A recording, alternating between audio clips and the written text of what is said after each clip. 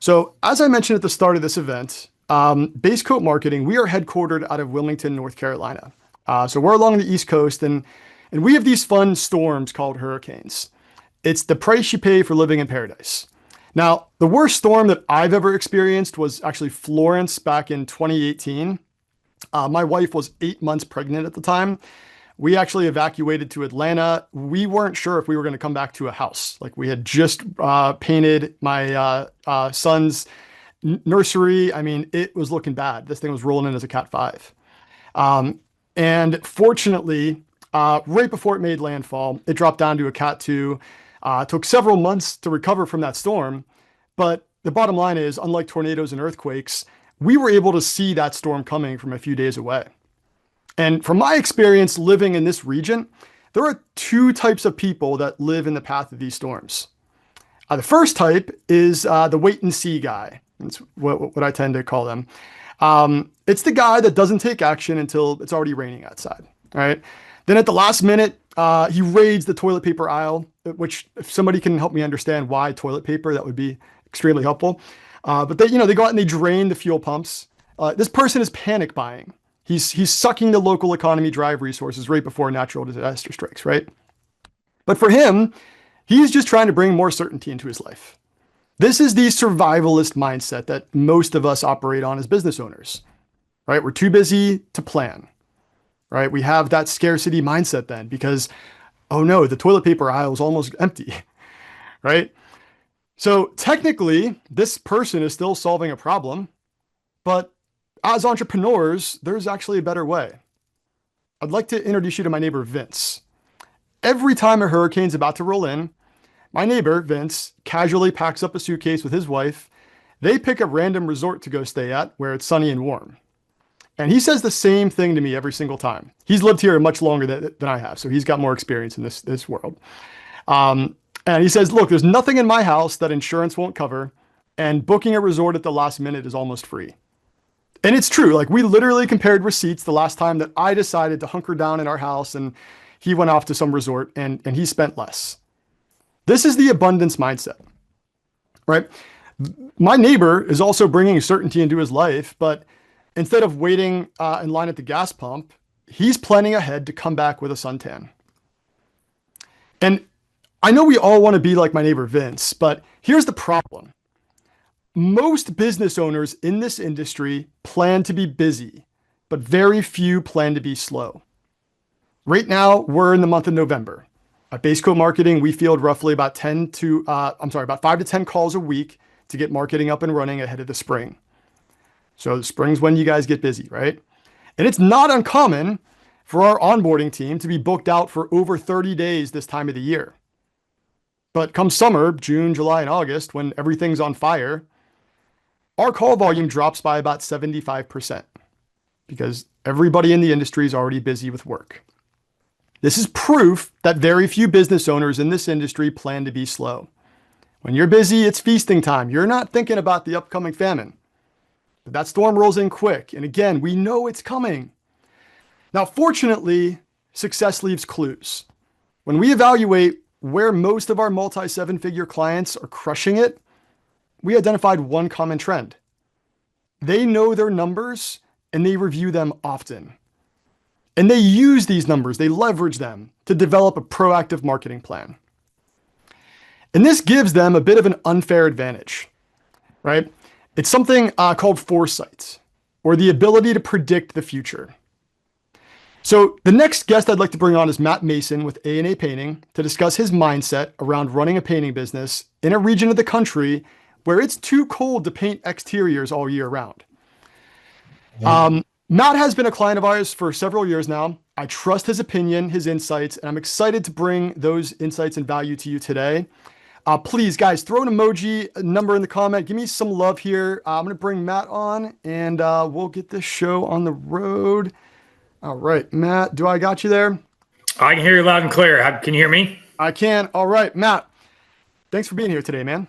Oh, man, I'm excited. I sat in on that presentation from Alex, and I could not agree with him more, man. It all starts in the mind and what you believe. And I'd love to just kind of share with the with your clients today and the people on this webinar, a little bit about what's going on with me and our business, and we've got some great things going. So Austin, I'm glad to be here.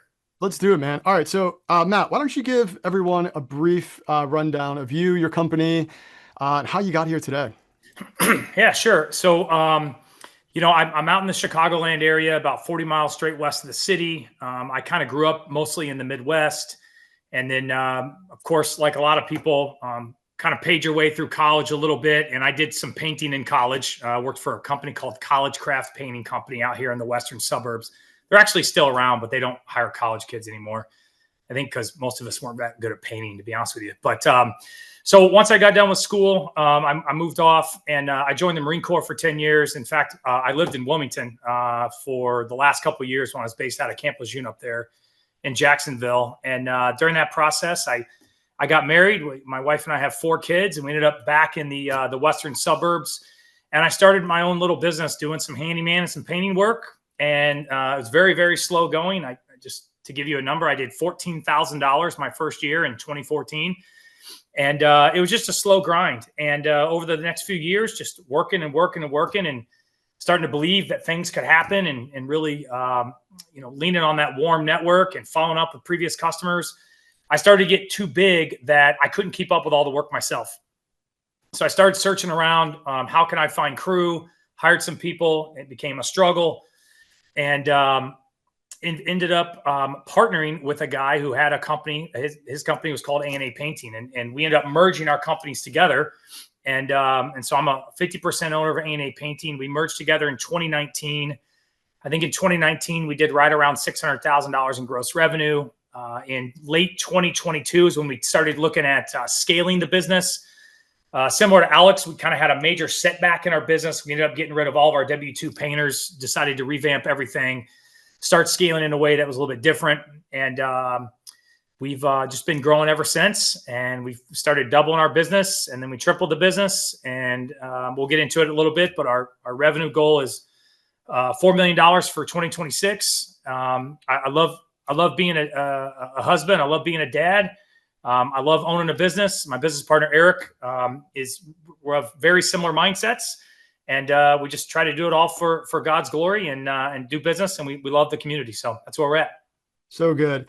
So where were you guys? Let's say, I think you jumped on board with us about 2 years ago. Can you Yep. kind of paint the picture as to like where you were there? You have a BHAG 4 million next year. But if I recall correctly, you've seen some pretty significant growth over the last 2 years alone, correct? Yeah, correct. So December of 2022, one of our lead painters decided to paint over wallpaper glue. And it's probably the only time in my professional business history that I lost my mind on a job site. Thank goodness the homeowners were not home. They had already moved to Florida. This is a house they were trying to sell. It ended up costing us like $1,600 to go back and fix that room. And it just didn't seem like anyone cared. And so we just decided at this point in time, we're just going to break it all down. We just broke it all down. We started listening to different painting podcasts. I think Painter Marketing Pro was one of them. And through that, we got introduced to things like drip jobs. We got introduced to base coat marketing. And then probably right around January, February of 23, we went to a 1099 model.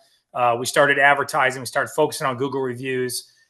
2022, I've got my numbers somewhere in front of me, and I'll go through these here in a little bit. But we were somewhere around like $1 million, maybe a little bit less. And in 2023, we went over 2 million. 2024, we are at 2.5 million. And this year we'll be at 3.1 million and 4 million by next year. So good.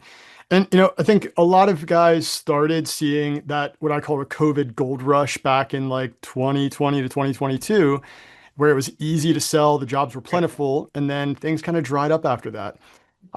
So I definitely want to get into the weeds with everything that you have and how you stay busy this time of the year. Sure. So why don't we do that, Matt? Where would you like to start? Let me, if I can share my screen, Austin, I'm going to bring up just a quick presentation I put together just to help keep us on task. Cause I will get way off task. We'll get down rabbit holes if you allow me to. So let's go. I think you should be able to click that share button on the bottom. Got it. And I just want to start and highlight a couple of things here. Let me know if you can see my screen. We got it. Okay. So if you see here, the very first thing is, at A&A Painting, we've started using this language called, we're going to change the standard in the painting industry. And just like Alex was saying in the previous segment here, it's all about what we're doing with our minds. And we want to change the standard. We want to change it because the standard, like, quite frankly, the standard sucks. And if you're one of the people that's on this webinar right now, I'm just going to make a general statement and say, you're ready for the standard to change too. Maybe you're already changing it in your company, in your community. And I think when we do that, the entire industry gets better. It gets cleaner. It gets, it's just going to be a better environment for everybody. And at A&A Painting, the way we're doing that is with integrity, authenticity, and joy. And I'm going to pause on joy real quick. Alex talked a little bit about waking up and making the decision to be happy. And I just use a little bit different language. I think his mindset is 100% correct. Joy is a choice. Happiness is a temporary feeling that happens to us based upon external circumstances. And oftentimes we cannot control our external circumstances. So we can choose joy, and we can choose to have joy whether we sell no jobs, or we can have joy whether we sell 15 jobs. We can have joy if we sell $300,000 this year, or we can have joy if we sell $3.5 million. So I just want to highlight that as we get into this a little bit. So, and Matt, just to clarify, is this a mission statement? Is this core values? This is becoming a mission statement. This is something that I'm starting to use in some organic posting. I'm using this language with my team. Really, it's a mission statement and we'll call them core values. Let's just say what it is. What it is. It is. We're gonna have integrity no matter what. It's actually, Austin, this hit me this summer because we had a customer that called us. They hired a different company to come do a job that we quoted last year, and it did not go well. And she called us and she said, I just wish I would have been here to make sure they did the job correctly. And I just thought, what a crappy standard. Yeah. Like, why should someone be home to make sure that a painting job is done the right way? We should just do it the right way. And I don't know. I guess it's just industry standard that most customers think they have to be home so they can watch over the professional painting company. So we started using this language this summer, and it's going to be the way forward for us. Love it. Okay. So when it comes to like planning and how we do things with our company, again, I'm not going to hit as deep into mindset as Alex did, but essentially what the standard in the paint industry is we've got the busy season and we got the off season. And we have just struck that language from our company completely. So we're just using summer season and winter season. They both have different nuances. Again, in the western suburbs of Chicago, this is about the last week we're going to be able to paint outside. Occasionally we'll get an emergency, exterior painting job. We got to wait for 40-degree days. But basically this is the last week. So what's the tragedy behind that? When we have this mindset of busy season and off season, it plays out like a tragedy. So you end up with this mindset of, well, we just can't keep our guys busy or whatever else. The industry never has been able to fill a full schedule during the winter season, during the off season. Keeping teams busy all year round. Well, it just doesn't work in our industry, in our area. And then I can't tell you how many times I hear, well, you can't really do that because that's just the way it is. And ultimately what this lacks is it lacks us in the painting world having agency, having a responsibility over the outcomes. And then it's the belief that you can make it happen. And then the hope isn't just like a blind hope, but it's a belief. It's a hope that, yes, like we can keep these things going. There is opportunity because we're going to go out and we're going to create it. And I'll show you how some of the ways that we do that. Austin, by all means, feel free to stop me or have me clarify anything here because I can't see the chat. So if I need to clarify, you're doing great, guys. If you have any questions for Matt along the way, please pop them in the chat or use the Q&A, and Matt, I'll be sure to interrupt you. So in regards to how we approach this with our team, and I'll show you my team makeup in a little bit, but I've got 2 full-time sales guys out in the field. I don't do as much selling anymore. Occasionally I'll get, people that I've sold, so much business too over the last 3 or 4 years, 5 years, actually even 10 years. And they'll call me and I'll go out and do it just because I still like to keep my skill set sharp. But for the most part, my two sales guys do all of the selling nowadays. And so when I'm talking about my team, and I'm mainly focused on my sales guys and how we're forecasting and how we're planning. And because at the end of the day, we got to sell jobs and we got to get painting jobs done. So we're not using busy season and off season. We're using summer season, exterior season, and winter season. And why does this matter? Because belief comes before ability. And I put the term Founders Podcast plug in here because as a business owner, if you're not listening to the Founders Podcast, I need you to go today and research it. I think it's what's David's last name? Anyway, if you just put Founders Podcast in there, just you'll find it. And what the common theme of all of these major founders of industry and movements and businesses, everything that they like, one of the most common traits they have is they all believed they could do something before they had the ability to do it. So I'm encouraging my team. We believe that we can keep our teams busy all year round. I have 7 subcontract teams in the field. I have a kitchen cabinet painting team, and I have a small in-house W-2 painting team. So I roughly have about 8.5, 9 teams of 3 to 4 guys that I have to keep busy all year long. So I believe we can do it, and we're going to go out and do it.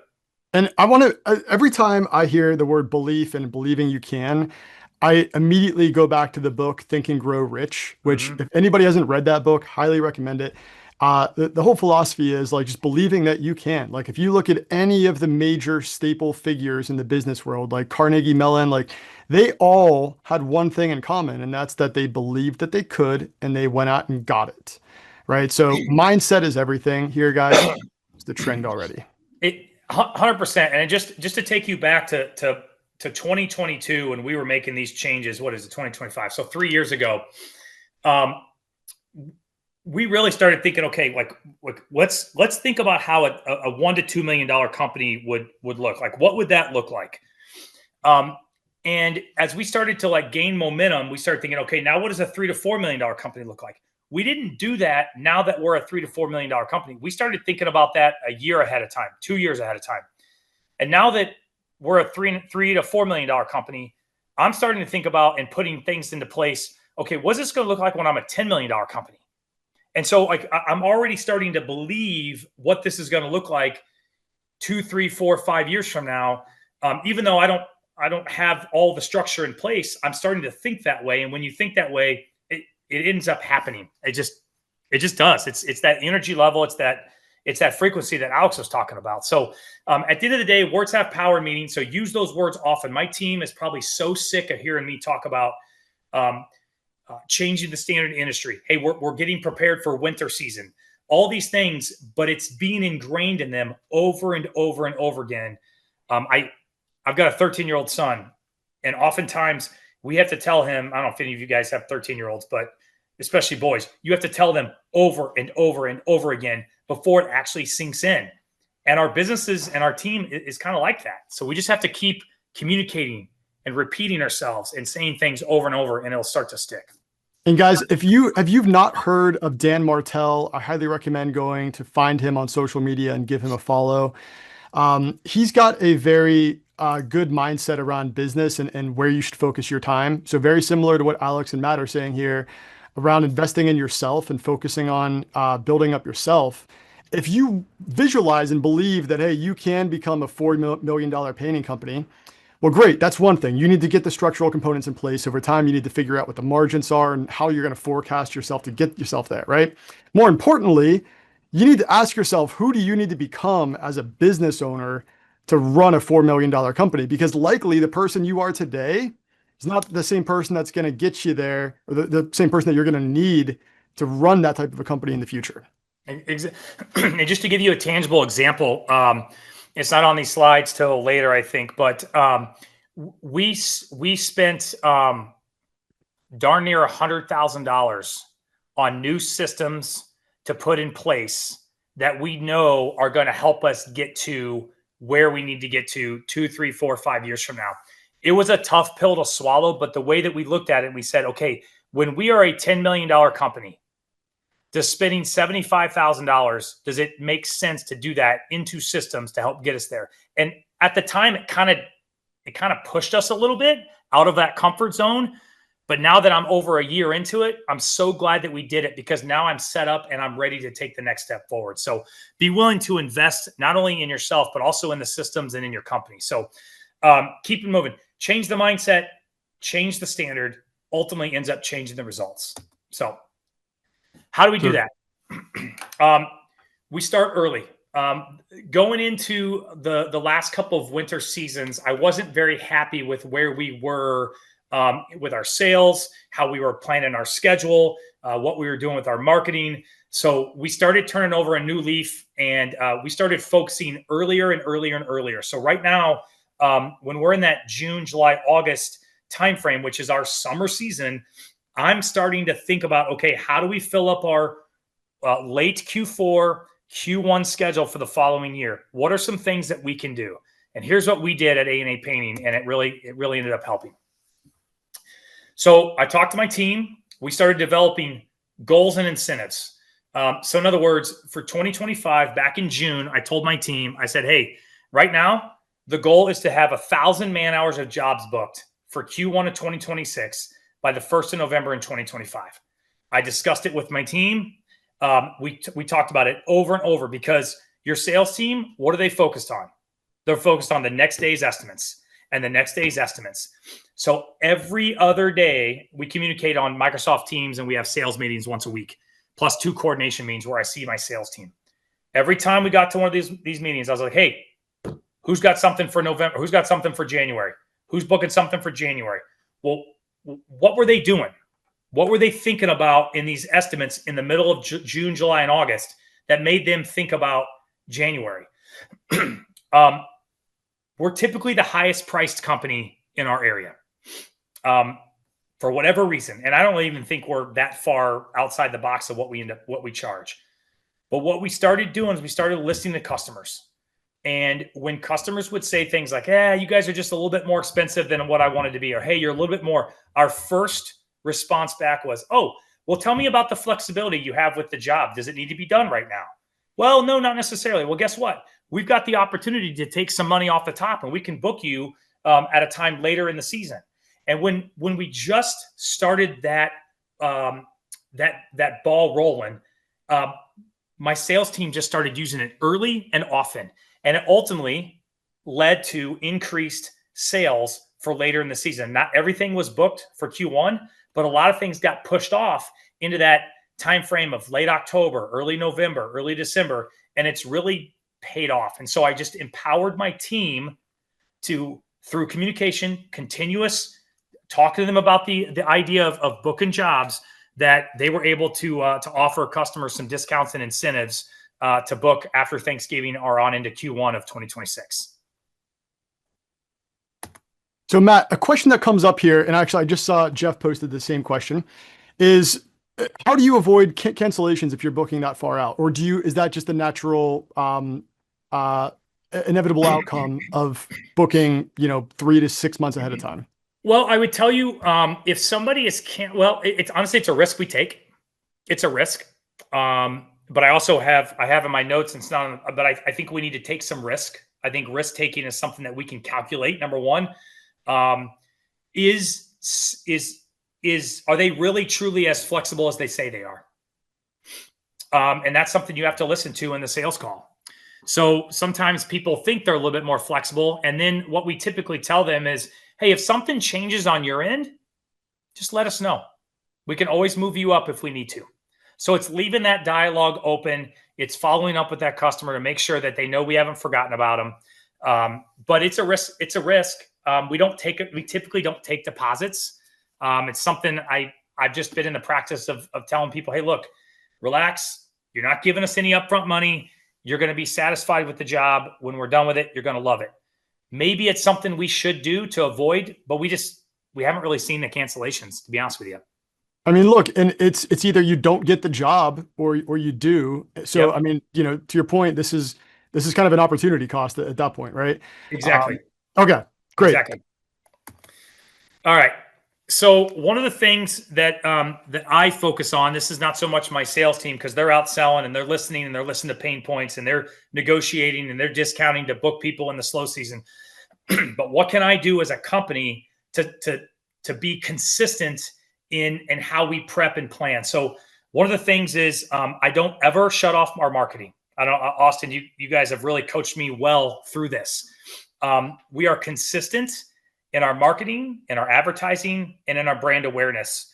In fact, I'm constantly wanting to spend more money. And that's why, numbers matter and how we're getting leads and where we're closing jobs. But I want to give you guys some tangible things that we're doing. We continue to spend money in Meta and Google ads. We've really focused on Google reviews. Our goal, which through base code is to get one a week.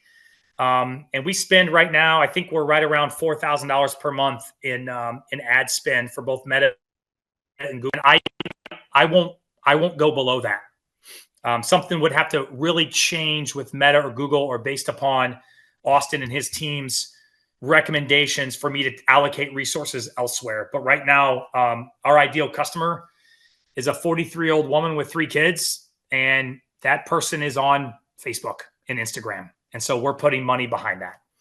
Hey, Matt, Yep. what is your ROI on advertising? I'm asking a question for Mike here. So we spent about, oh man, you're going to catch me off guard because I don't have the number in front of me. I should have looked this up myself. So yeah.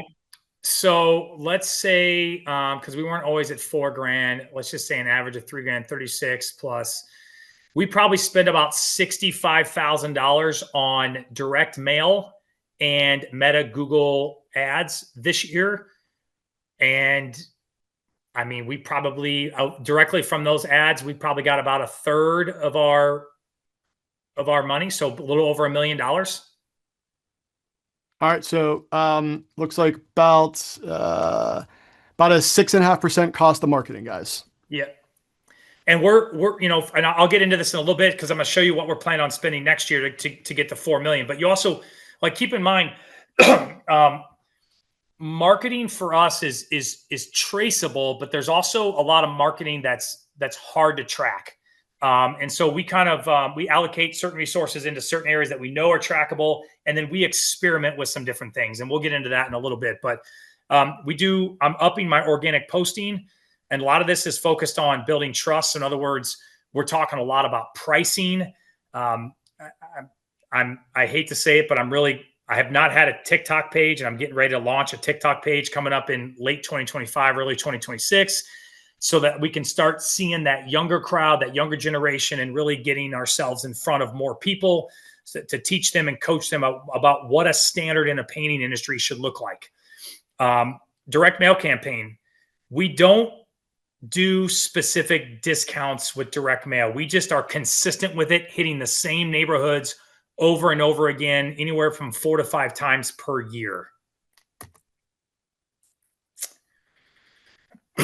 I talked a little bit about this. Our 2026 revenue goal is 4 million. And I put the 51% gross margin in there because I don't want people to think just top line revenue is the goal. The goal really is to be profitable. And so when we can operate between that 44 and 51% gross margin, 52% on the high side, we can run about an 18% net profit margin. When we get down below that 44%, between 40 and 45, we're going to be more around the 15% gross margin area. So we're really trying to scale and be profitable at the same time. You can see what our revenue was over the past few years. You can see what I talked about a little bit earlier. Currently, as of this morning, we're about 2.94 million in our gross revenue this year. Yeah, I think a lot of people, before we move on, I think it's important that a lot of people understand that revenue is vanity, profit is sanity, right? It's really important that we all focus not just on the top line, but also the bottom line here. And I think the important thing is as we start to not only navigate how to go into a strong into 2025, and just some things that aren't on this slide, Austin. we've taken on some different projects that we haven't typically done before. We're trying to do a little bit more of some commercial projects. The one thing that's also not on this slide is we transitioned over to HubSpot CRM a little over a year ago. And the task organization that creates for my sales team has allowed us to create a lot more opportunity for activity when in the winter season, there is a natural slowdown in leads. And so when I say mindset is everything, I don't want people to think all of a sudden like Matt and A&A created this new way of getting more leads. It's not necessarily like we're not spending more money on Facebook ads, just automatically getting more leads, even though we're trying to, we're experimenting some different things.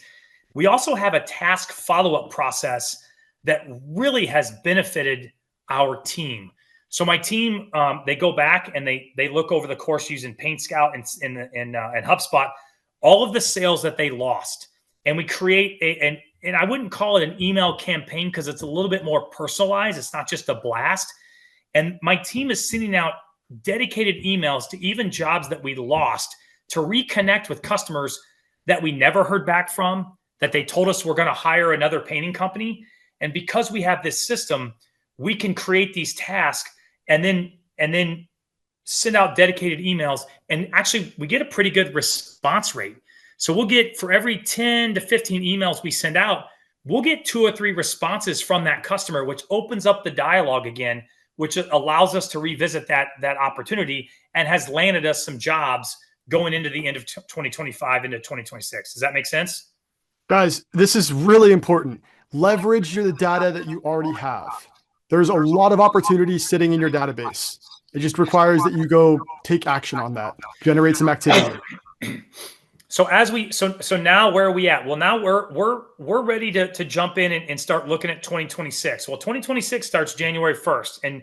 And I wanted to give you guys an update. I don't have it on here, but we have over 1,000 hours ready to go for January. And it's largely because, once again, that mindset that as soon as we started talking about booking jobs for January, for Q1, it stays in people's minds. And like Alex was saying earlier, to really feed off of his energy, we did it.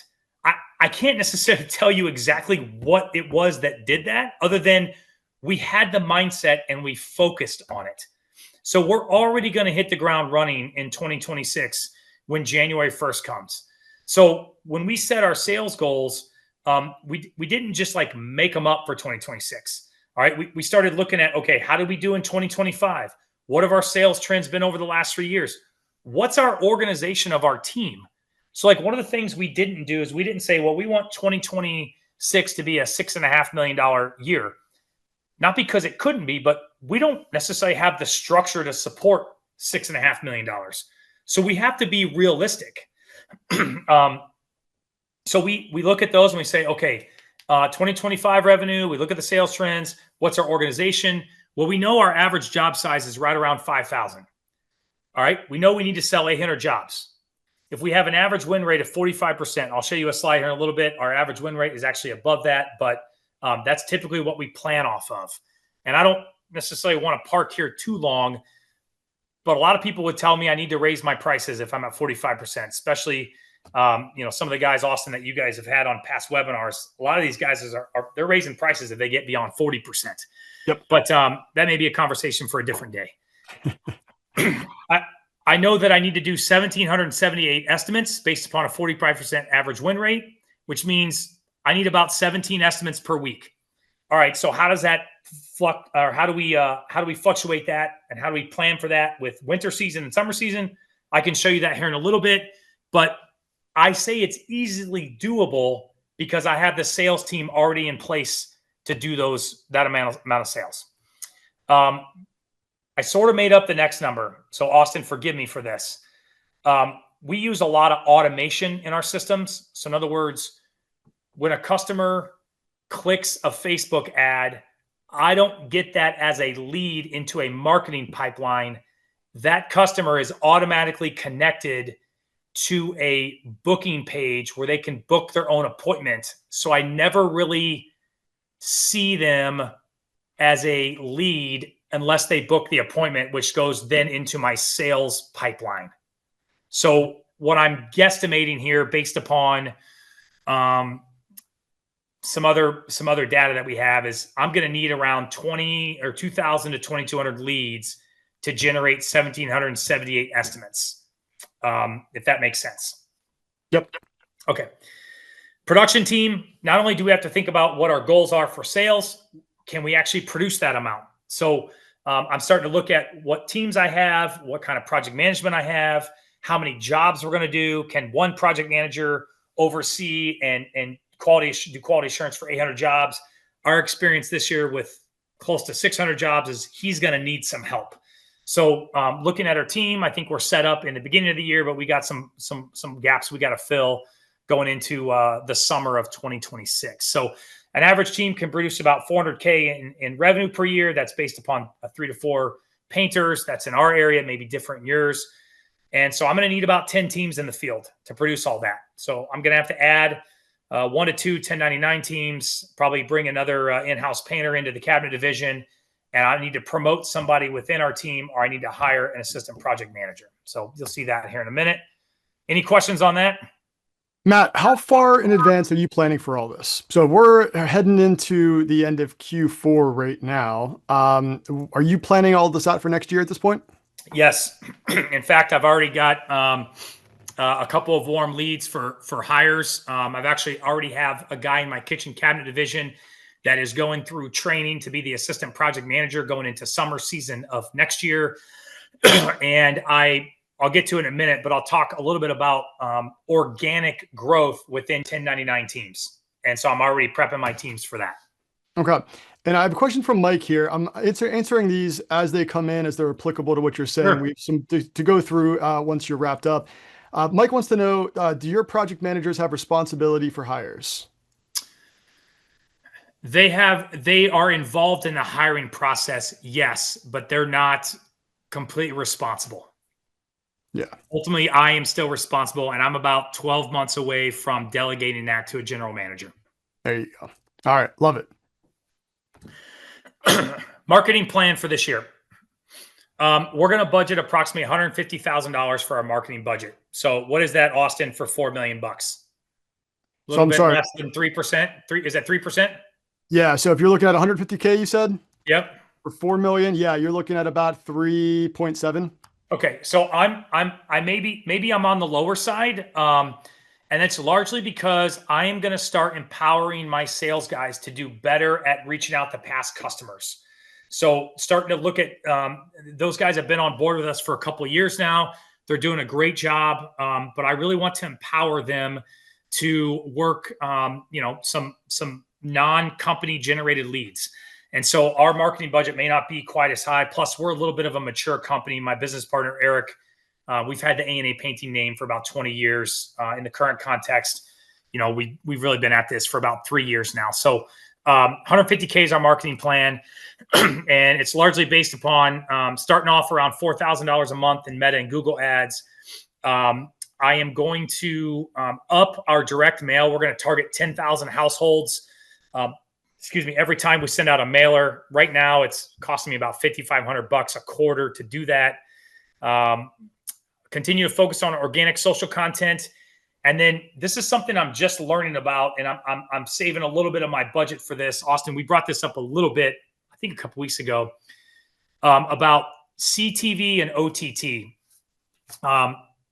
CTV is basically targeting Netflix, Tubi, all the other TV streaming platforms with people with geolocated targeting for certain people in certain markets in certain neighborhoods.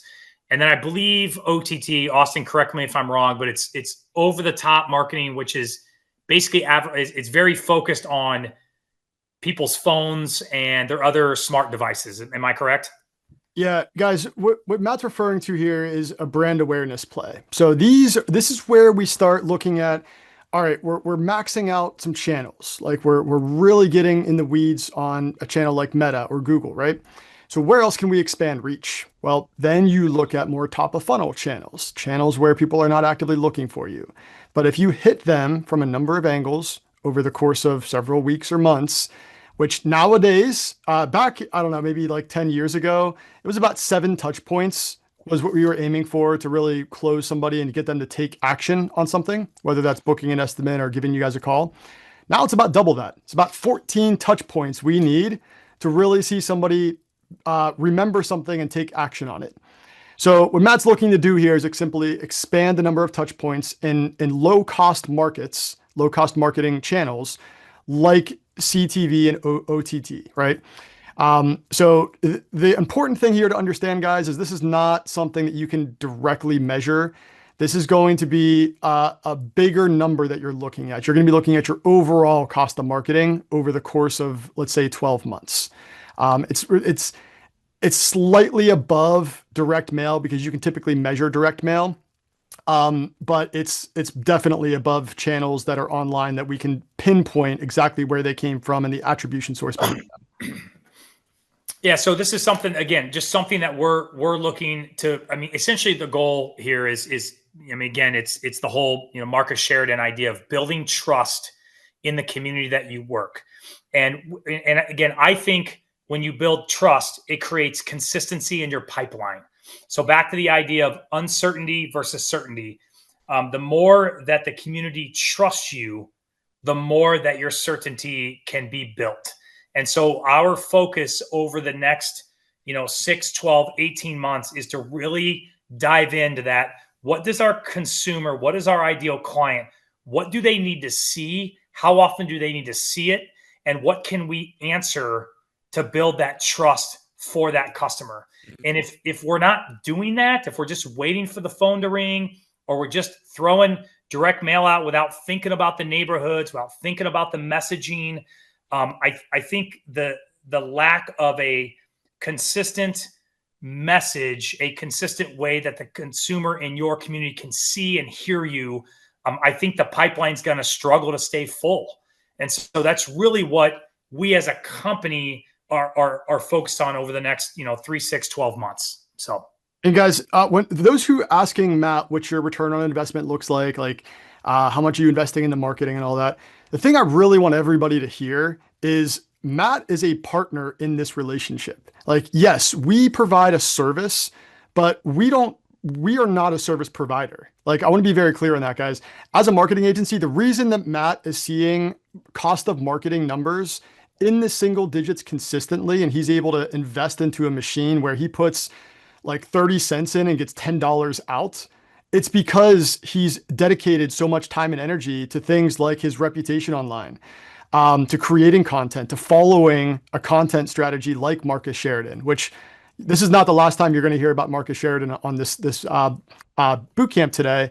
But if you guys have not heard his name before, go read his book. He's got They Ask You Answer has historically been one of his more popular books. His newer one, Endless Customers, has kind of looped in AI into all of this. Marcus is a good friend of mine, brilliant marketer. Highly recommend that everybody starts to understand how Marcus's strategy fits into what you do and the content you create, because that's ultimately what's going to allow you guys to create these marketing machines that allow you to scale easily to these numbers that Matt's talking about here. And really the idea is not only for more people to know about our company, but it's also for people to start to learn about, in a way, we're kind of looking at it as we're trying to retrain the consumer. We're retraining them to understand what a professional painting company should look like. A professional painting company should look professional online. They should look professional when they show up at the door. They should look professional when they give you an estimate. One of the estimating tools we use is Paint Scout. It gives a really nice professional estimate to our customer. The handwritten note, the text message thing, those days are getting ready to be gone. They're getting ready to be done. And so this whole marketing plan is not just so we can sell paint jobs, but it's so that we can become the trusted source for our community on all things residential painting. And that's really what the goal is. And when we take that mindset, it makes allocating resources and it makes the messaging a little bit more streamlined and easier to plan off of. So I don't know if that makes sense too, Austin, but It absolutely does. all right. So here's what we have. This is kind of, some of the things we're thinking about going into the future. So myself and my business partner, Eric Rakunis, are the owners. I've got 2 sales guys. We call them painting project specialists. Once again, it's changing the standard in the industry. I don't want my guys showing up just trying to sell people a job. I want them showing up and they literally are specialists in the field. Most people have a problem. They have a painting problem. They have, we need to sell our house problem. We have a water damage problem, something that needs a coating. And I want my guys to educate and teach them about it. So I want them to be known as painting project specialists. Hey, I'm here to solve your problem. Maybe we're not the best company to solve this problem for you.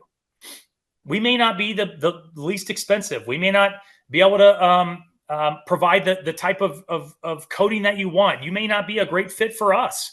They're always there teaching and coaching people through the project. So language matters to me. So field project manager is Mike. I've got two basically lead painters in our cabinet division with a part-timer that comes in and helps.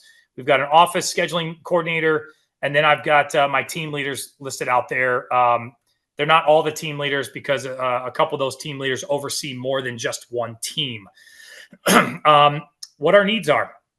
We need to add an assistant project manager. We're gonna promote him from within. We need to add another office coordination staff member. We need 2 more lead painters. We're going to add 2 more 1099 teams. There's a couple different ways we can do this. One of the guys had a question. Somebody had a question earlier about, is my project manager involved in the hiring process? He's definitely involved because I want him to be able to discern whether this external search painting team is the right team and a right fit for our company. I like the idea of organic growth better. I go to my existing team leaders, Carlos, Eddie, Juan, Angel, Gilbert, or Alex, and I say, hey, who's your next team leader in training? And I'm empowering these guys to train the next team leader underneath them. So instead of just being them with 3 other guys, now they've got a team of 5. It's a 2-man team and a 3-man team. And then they can grow from there. So we're growing with people that we already know and we already like and are already working through our systems and our process.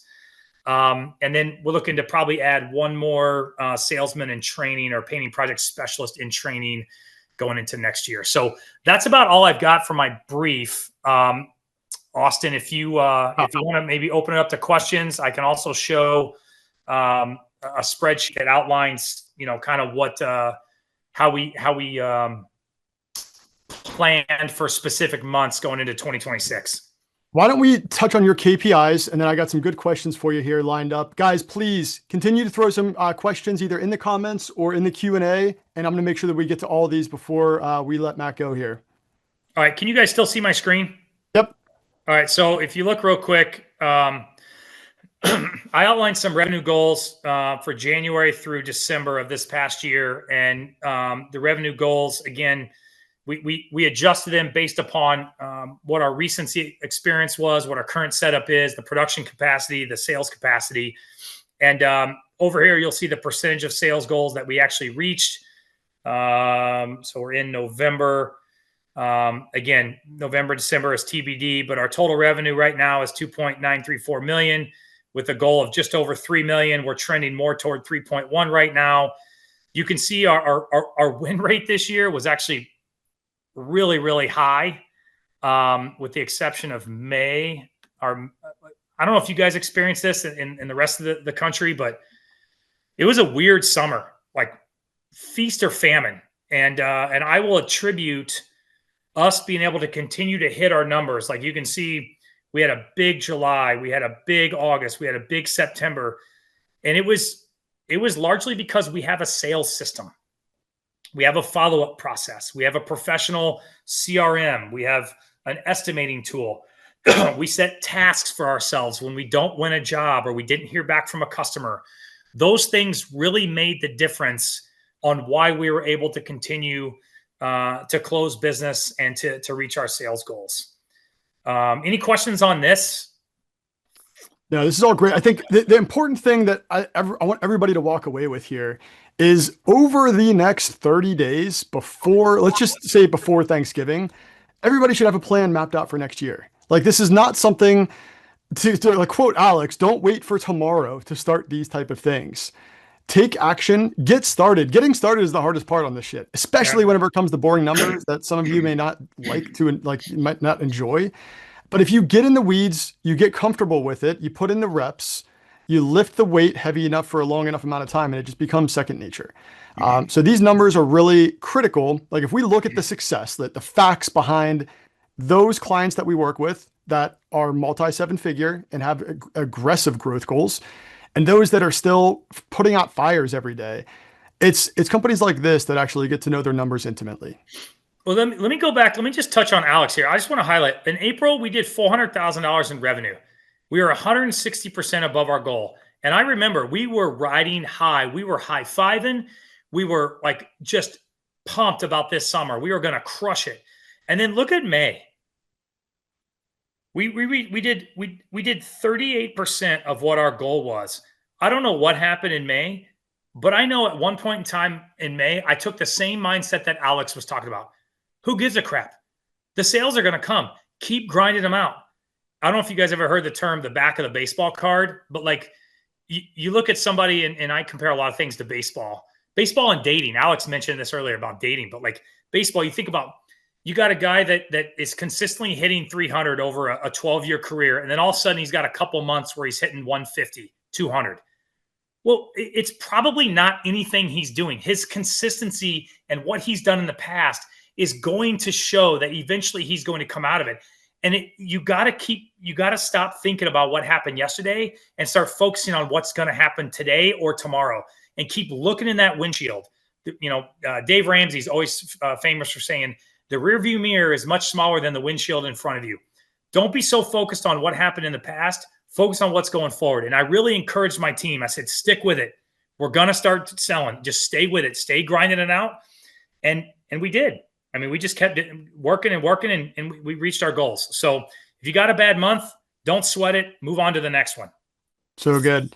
Hey, I'm actually going to bring in Soren here for a quick question. He is going to be a speaker right after you here, Matt. So let me see if I can get Soren. Feel free to unmute if you got a question for Matt here.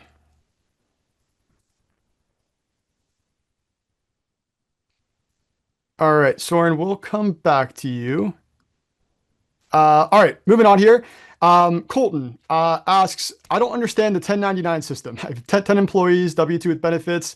Is 1099 the better way? Man, this is a can of worms. Matt, what would you say to that?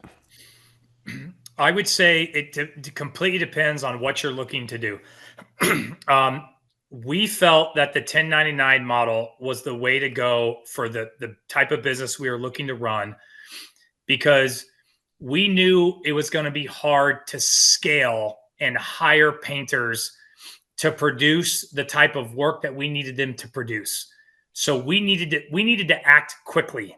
We didn't have time to train painters on how to paint. We didn't have time to do that and to sell and to project manage. So we went out and we found teams already put together, and we sold the vision of where we were going with our company, and we took the risk. And so 1099 is basically the model that we do. I think a lot of our customers don't even recognize that they're 1099s. We don't lie to anybody. We tell them if they ask, but it looks the same whether they're a W-2 or 1099. But again, we don't provide ladders. We don't provide some of the sundries. We basically provide the work and the paint. They have to have all their own insurance, but they have to fall in within our ecosystem. They have to do things the A&A Painting way. They got to do it with integrity, authenticity, and they need to be joyful. And if you're not those things, you're not going to be a subcontract painter for us. Yeah. And I think Catherine mentioned in the comments here, it also depends on your state, right? If you're in California, you really don't have many options out there. So yeah, there's not a right and a wrong way here unless you're in a certain state. Outside of that, I always like to say, treat your 1099s like they're an employee. Don't tell them what time to show up, right? You need to make sure you're following the law, but train them, like show them how to manage their finances, like take them out to eat, let them participate in team activities. Like that is what really allows you to dedicate a 1099 contractor to a project and let you sleep better at night, right? 100%. All right, Matt, Catherine wants to know, what type of direct mail do you typically send? Oh man, I didn't even have I don't have an. It's funny. I'm leaving this to go meet with my direct mail guy. It's just a little bit bigger than a 3x5 card. It's a standalone. It's not inside like a value pack or anything like that. And it just outlines what we do. I kind of focus two different things. Actually, I focus three different things: a cabinet painting specific one, an interior / cabinet painting one that we just sent out back in October, and then an exterior kind of all things painting one. So I highlight different things depending on what quarter it is of the year, but it's largely the same look, same color, same picture of me and my family. And it's just a little card. And I wish I had an example. There may be one up on my refrigerator I could show you guys. To be honest with you, we really haven't gotten a huge return on direct mail, but I believe in it because it's a long-term play. We've only been doing it for about a year, little over a year, and we weren't even that consistent with it. So I'm doing it largely as a brand awareness, brand development, and another touch point on the neighborhoods that we already have a lot of success in. There's a neighborhood right across the street from me.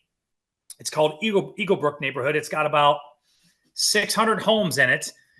And I hit that thing. I don't want them hiring any other painters. I want all 600 homes to hire A&A Painting. So I hit that neighborhood hard with direct mail, with signs, yard signs, with, obviously Facebook ads because I live in the local area. I'm number one on Google in this area. So I'm saturating my neighborhood, and direct mail is just one more way that we can do that. So good. Yeah, guys, I like to mention direct mail is not something you should expect immediate return from. It's difficult to measure, and it's like a brand awareness campaign. You are hitting the prospect when they're thinking about you or when they need you. It is not about pulling people in as much as it is about hitting them when they're ready, right? All right, Matt, do you have a painting business coach? I'm talking to him right now. No, I'm kidding. I don't necessarily have a painting coach. My business partner and I hold each other accountable. I have a lot of friends, close friends that own businesses bigger than me that I rely upon. But I'll make a plug, Austin, for your weekly masterminds on Wednesday.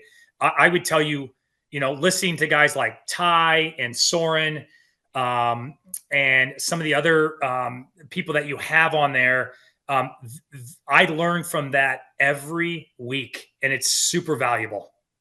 Yeah, guys, what Matt's referring to is again, we're a marketing agency, but we go well beyond that. Again, we're not a service provider. We provide a service, but we also provide weekly mastermind calls where we pile our clients in. Most of them are doing multiple seven figures. We invite guest speakers to those calls. We have Al Levi with the 7 Power Contractor coming on tomorrow to chat with our clients one-on-one. It is very much to provide you guys with value outside of just a lead generation service, which anybody can do that, right? So it's the one thing I will say, Johnny, who asked this question, is by all means have some sort of a network or a partnership or a coach that you can lean on. I invest a ton of money into my own personal development, but not only that, into my team's development. They all have their own advisors and coaches that allow them to navigate things in life and in business that they don't have to come to me for. So build the team that's going to build the company. All right. I stopped sharing my screen, Austin. I got sick of looking at those numbers. Yeah. So that's fine, man. We're going to wrap up with questions here as well. Guys, if you have any other questions, please pop them in here. We're going to be switching gears here soon to talk about some holiday lighting. Okay. So, Matt, I think we already touched on this, but how do you work with subs to maintain quality, and how do you prevent them from stealing customers? All right. First and foremost, relationship. I cannot stress enough. So number one, I've got a full-time project manager. All right. So my project manager, even on days where he's not necessarily like super booked out, he's visiting the job sites. He's walking around. He's seeing guys. We know these guys by name. All of the subs, we know them by name because we're consistent.